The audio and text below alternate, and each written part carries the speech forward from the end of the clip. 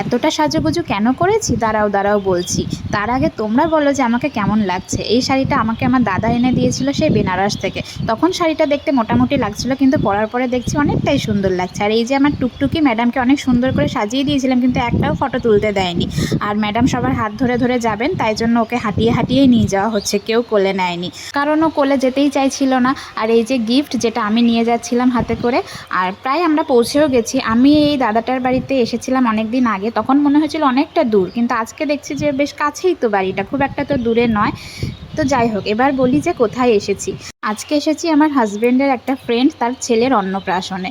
এই দাদাটাকে ফ্যামিলির সবাই খুব ভালোবাসে, মানে হয় না কিছু কিছু বন্ধু যারা ফ্যামিলির খুব ক্লোজ হয়ে যায়, সেই রকমই এই দাদাটা। তাই জন্য আমাদের সব পরিবারের নিমন্ত্রণ ছিল, কিন্তু আমরা গিয়ে পৌঁছেছিলাম 3:30-র সময়, কারণ ওই যে মেয়েকে খাওয়াতে দাওয়াতে প্লাস অন্যান্য কাজকর্ম করতে করতে অনেকটা লেট হয়ে গেছিলো। আর এই দেখো দাদা আর বৌদি আর তাদের পুচকুটা, কি মিষ্টি লাগছিল না দুজনকে দেখতে, খুব সুন্দর লাগছিল। আর ডেকোরেশনটাও খুব সুন্দর হয়েছে। আর সবথেকে বড় কথা, আমি না এরকম মানে অন্নপ্রাশনে যেখানে বড় করে এরকম অন্নপ্রাশন হচ্ছে, এরকম মনে হয় প্রথমবার আসলাম। এর আগে আমি কখনো গেছি বলে আমার মনে পড়ে না। তো যাই হোক, খুব ভালো লাগছিল। যেহেতু আমরা অনেকটা লেট করে গেছিলাম, তাই জন্য স্টলের ফুচকা তবুও কিছু ছিল, কিন্তু ওদিকে চিকেন পকোড়া, তারপর আইসক্রিম, এগুলো সব শেষ হয়ে গেছিলো। আর এই দেখো, মানে একটা বাচ্চার ফটো তোলার জন্য যে কত কিছু করতে হয়। তারপরে আমার মেয়েকে ওর ঠাকুমা বসিয়ে দিয়েছে ওই পুচকুর সাথে একসাথে ফটো তোলার জন্য। আমার মেয়ের যে সেদিনকে কি হয়েছিল ভগবান জানে, মানে ওদিকে গান চলছে আর ও বিন্দাস নেচে যাচ্ছে, কখনো থামছে না। দেখছো তোর ঘাড় নড়েই যাচ্ছে, ওই দেখো ওই দেখো আবার ঘাড় নাড়াচ্ছে তালে তালে। মানে অনেকগুলো বাচ্চা ছিল, আর তাই জন্য মনে হয় আমার মেয়ে আরও বেশি আনন্দ পেয়েছে। কারণ আমি দেখেছি যে যখন বাচ্চা কাচ্চা ওর সামনে আসে, ও খুব আনন্দ পায়। কেন আমি ওটা বুঝতে পারি না, হয়তো ভাবে যে আমারই মতন আর একটা পুতুল। এই দেখো ওই পুচকুটার জামা কীরকমভাবে টেনে ধরেছে। তো যাই হোক, তারপরে এখানে অনেকটা সময় কাটানোর পরে আমার মামি আর ননদ দুইজন চলে গেছিলো ফুচকা খেতে, কিন্তু আমার এখন আর ফুচকার প্রতি অতটা ইন্টারেস্ট নেই, তাই জন্য আমি ওদের পাতা থেকেই একটা জাস্ট নিয়েছিলাম খেতে। তারপরে আমি তো আমার মেয়েকে কোলে করে নিয়ে ঘুরছিলাম, এবার আমার কোলে উঠেও ও নেচে যাচ্ছে। ওই দেখো কি দেখেছো কীভাবে ঘাড়টা নাড়িয়ে যাচ্ছে।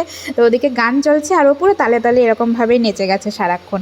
তারপরে আমরা এদিক ওদিক অনেকক্ষণ ঘোরাঘুরি করেছি, আর যেহেতু গ্রাম্য পরিবেশ তো তাই জন্য ঘুরতে খুব ভালো লাগছিল। আর খেতে বসারও জায়গা পাচ্ছিলাম না, তাই কি করব, তাই এদিক ওদিকেই আমরা ঘুরছিলাম। তারপরে দেখো ওকে ওর কাকার কাছে দিয়ে আমি কিছু ফটো তুলতে চলে গেছিলাম। তো ফটো তুলে এসে দেখি ও বারবার শুধু এই চুলের গার্ডারটা খুলে ফেলছে। তবে আমি ওকে বকা দিইনি, শুধু একটু গম্ভীর গলায় বলেছিলাম যে কেন তুমি বারবার এই গার্ডারটা খুলছো। আর তাতে কান্না দেখো, একদম চোখ দিয়ে জল বেরিয়ে গেছে। তারপরে আর কি একটু আদর করে দিলাম, যাতে ম্যাডামের মুডটা একটু ঠিক হয়, কারণ ও খুব আনন্দে আছে আজকে, একদম নাচানাচি করেই যাচ্ছে সারাক্ষণ। তাই ওকে একটু আদর করে ওর সাথে খেলা করে ওর মুডটা একটু ঠিক করে দিলাম। আর তারপরেই আমরা চলে গেছিলাম পাশেই একটা ছোট্ট মাঠ ছিল, সেখানে ফটো তুলতে। অনেক ফটো তুলেছি, অনেক ভিডিও করেছি।